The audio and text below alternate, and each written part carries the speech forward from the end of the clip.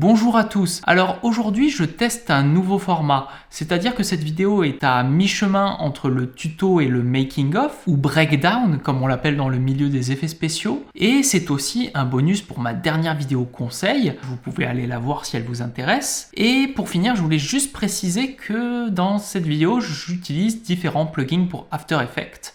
Et donc c'est un tuto qui ne conviendra pas forcément à tout le monde. Bref, bonne vidéo et j'espère que ça vous plaira. Alors l'idée de ce trucage, c'était d'illustrer mon propos de manière dynamique et un peu originale. Je savais que j'avais peu de temps pour faire cet effet, j'ai donc fait des choix en conséquence, comme notamment faire 100% des effets dans After Effects.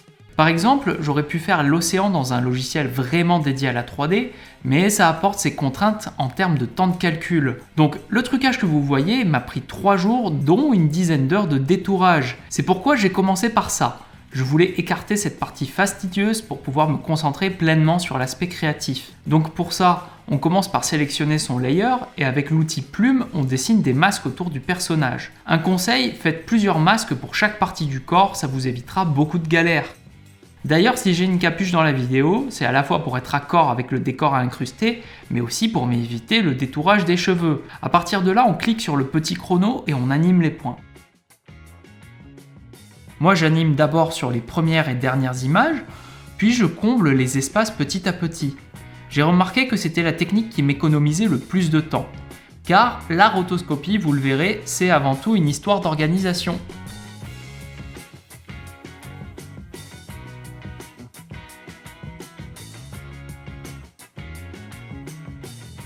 À partir de là, je me suis concentré sur la création de l'océan. Je vais pas vous mentir, je me suis inspiré de plusieurs tutos pour arriver au résultat.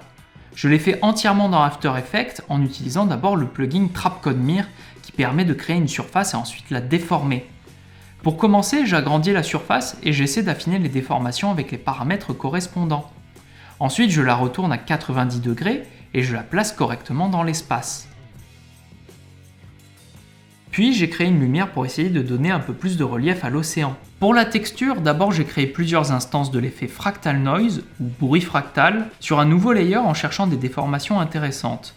Je vous invite vraiment à jouer avec les différents presets et paramètres, c'est un effet avec lequel il faut jouer pour pouvoir arriver au résultat voulu. Mais on peut vraiment arriver à des résultats très cool, c'est pourquoi j'adore cet effet. À partir de là, je l'ai colorisé et appliqué à ma surface 3D grâce aux options de texture du plugin. Je suis allé chercher une image de nuage que je trouvais cool et de bonne résolution, je l'ai ajoutée à ma composition, j'ai animé les options d'évolution et d'offset dans Trapcode Mirror pour animer les vagues. Pour enrichir l'environnement, j'ai créé un nouveau layer avec le plugin Trapcode Particular qui permet de faire des particules. Je suis allé chercher le preset nuage et en modifiant un peu la taille et l'opacité, j'ai pu créer une sorte de brouillard. Voilà, à partir de là, j'avais une bonne base pour la suite. Mais vous inquiétez pas, on va encore l'améliorer. Après, je suis allé fouiller sur internet pour trouver un modèle 3D de bateau gratuit et libre de droit. Et j'ai bien fait, car vu ma deadline, je n'aurais jamais eu le temps de créer un bateau par moi-même. Je l'ai d'abord importé dans le logiciel 3ds Max pour l'examiner et vérifier qu'il n'avait pas de soucis.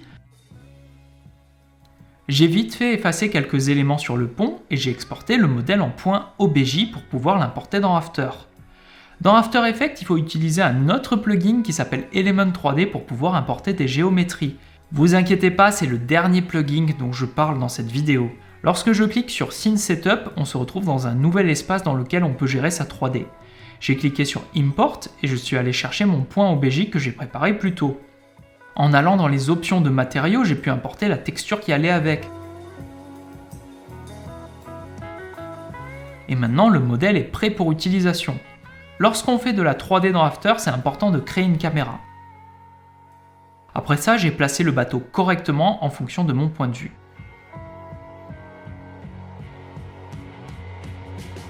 Maintenant, on a tous nos éléments en place et je vais faire plein de petits ajustements pour rendre le trucage le plus convaincant possible.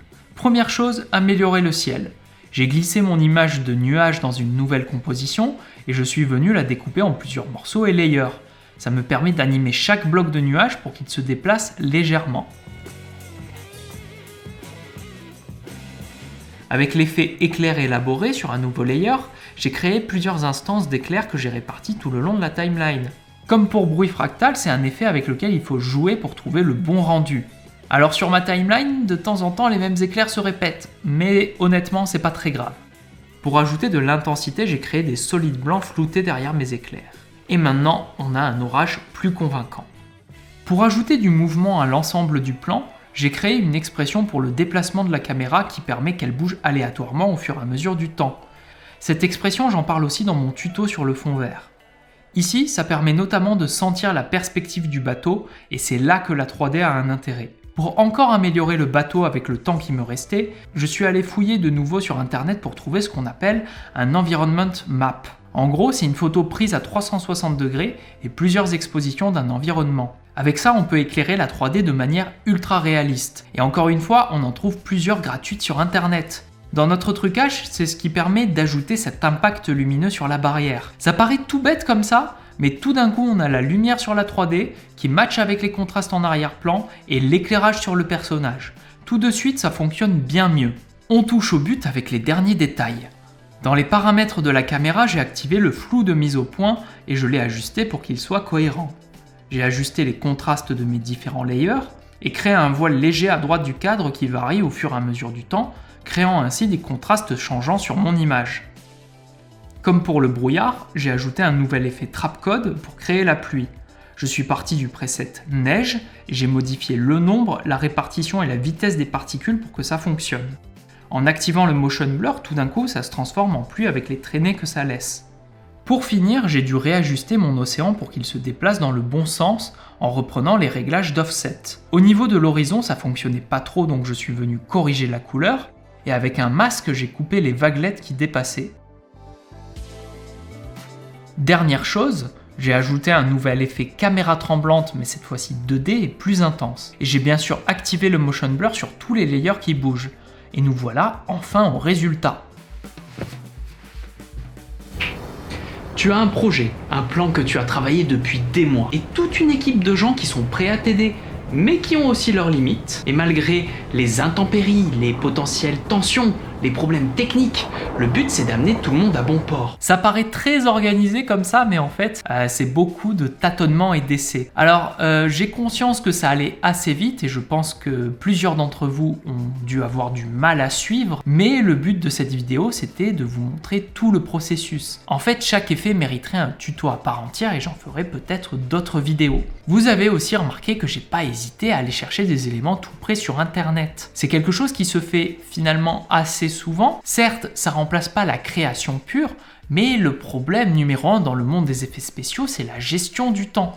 Donc forcément, en fonction des projets, des deadlines, il faut prioriser en fonction de ce qui est important. Mais comme vous l'avez vu, c'est pas parce que je suis allé chercher un modèle 3D déjà fait que je ne savais pas le retoucher si besoin. Comme d'habitude, n'hésitez pas à liker, à vous abonner si ce type de contenu vous plaît. À part ça, portez-vous bien, faites des belles choses et je vous dis à bientôt.